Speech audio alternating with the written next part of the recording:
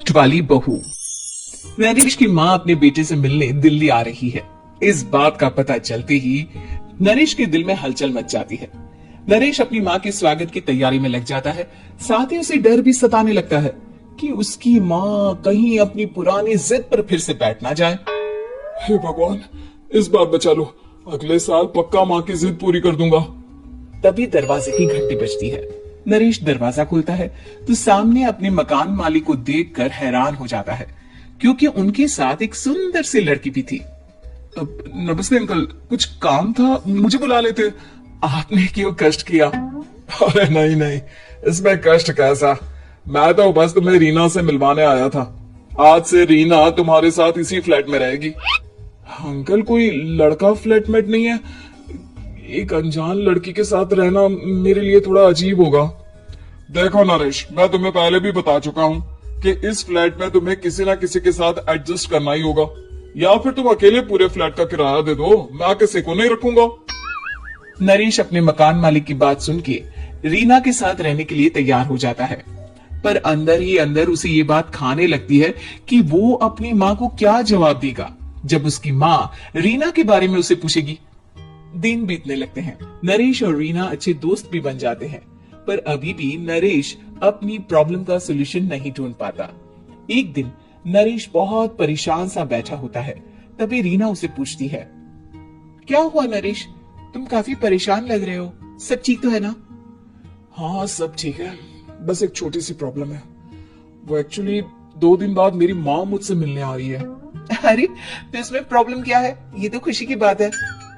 हाँ रीना, बट मेरी माँ एक जिद लेकर बैठ गई है कि मैं शादी कर लूं, पर मैं अभी इस चीज के लिए तैयार नहीं हूँ। ऊपर से जब वो तुम्हें देखेगी तो 100 सवाल करेगी, क्या जवाब दूंगा? अरे इसमें कोई टेंशन वाली बात नहीं है। मेरे पास ना इस प्रॉब्लम का सोल्यूशन है, जिससे ना तुम्हें शादी करनी पड़ेगी और ना ही तुम्हारी माँ मेरे बारे में कुछ पूछेंगी। रीना की बात सुनकर नरेश सोच में डूब जाता है। वो सोचता है कि रीना खुले ख्यालों वाली लड़की है, कहीं माँ को सच बता ना दी।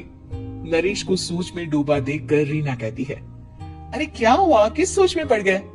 डोंट वरी, जैसा तुम सोच रहे हो ना वैसे कुछ भी नहीं है। मेरे पास एक प्लान है। मैं कुछ समझ नहीं पा रहा हूँ, कैसा प्लान? मैं समझाती हूँ।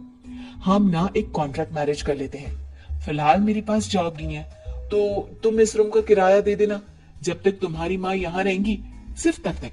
और तुम अपनी माँ से कह देना कि मैं तुम्हारी पत्नी हूँ, इससे वो मेरे यहाँ रहने पर कोई सवाल भी नहीं करेंगी। अरे बात तुम्हारी ठीक है, पर माँ से झूठ बोलना, ना ना पापा, मैं ये रिस्क नहीं ले सकता।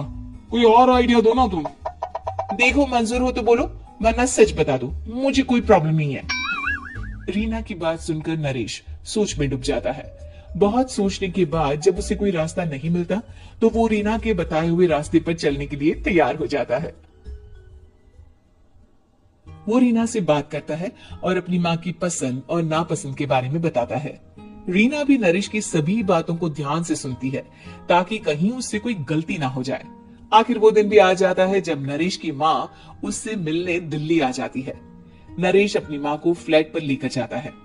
जैसे ही नरेश की माँ फ्लैट के अंदर जाती है, रीना उसके पैर छू लेती है। ये देखकर नरेश की माँ थोड़ी घबरा जाती है और नरेश से पूछती है, अरे बेटा नरेश, ये कौन है?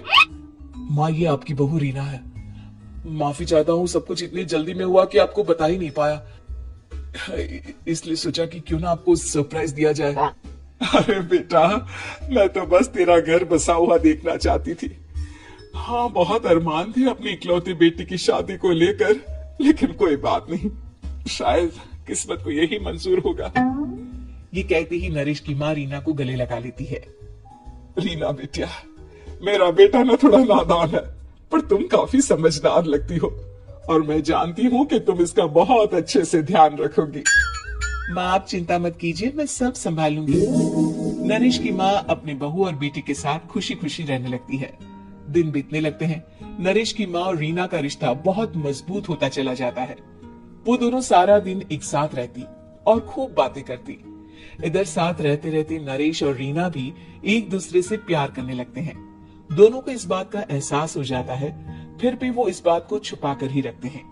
एक दिन नरेश की माँ और रीना शादी के बारे में बात करने लगते हैं। रीना बिटिया, ये तो नरेश ने मुझे बिना बताए शादी कर ली, वरना मैं तो अपनी इकलौती बेटी की शादी इतनी धूमधाम से करती कि सारी दुनिया देखती रह जाती। अच्छा माँ, आप ऐसा भी क्या करती नरेश और मेरी शादी में जो दुनिया देखती रह जाती? अरे बिटिया, एक माँ के अरमान तुम अभी नहीं समझोगी। मैं तो अपनी बहू को एक रानी की तरह लेकर आती और शादी भी बिल्कुल शाही अंदाज में करती, पर मेरे तो सारे अरमान ऐसे ही रह गए। खैर, मुझे तो अपने बेटे और बहू की खुशी चाहिए बस। ये कहते हुए नरेश की माँ की आंखों में आंसू आ जाते हैं। रीना भी ये सुनकर ख्यालों में खो जाती है, क्योंकि वो भी मन ही मन खुद को नरेश की पत्नी और उसकी माँ की बहू मानने लगी थी। शाम को जब नरेश ऑफिस से घर आता है तो रीना खुद को रोक नहीं पाती और नरेश के सामने उसकी माँ को अपने और नरेश के रिश्ते का सारा सच बता देती है। रीना की बात सुनकर नरेश की माँ दोनों से बहुत नाराज हो जाती है और घर वापस जाने की बात करने लगती है।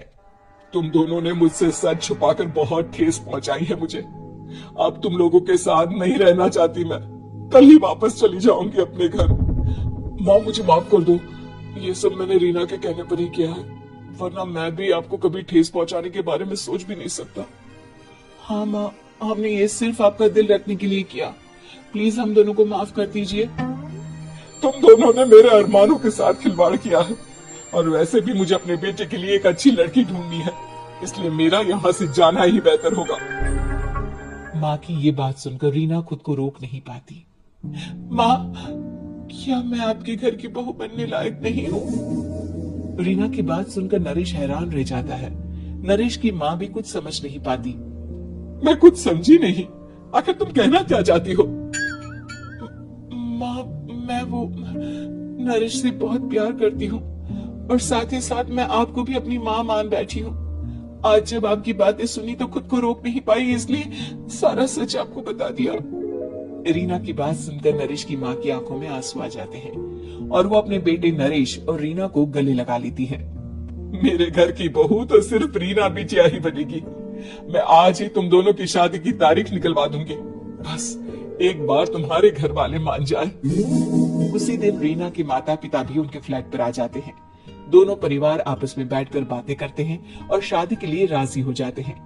रीना भी कॉन्ट्रैक्ट फाड़ देती है और कहती है, सही मायने में मैं अब बहू बनूंगी, अब तक तो सिर्फ कॉन्ट्रैक्ट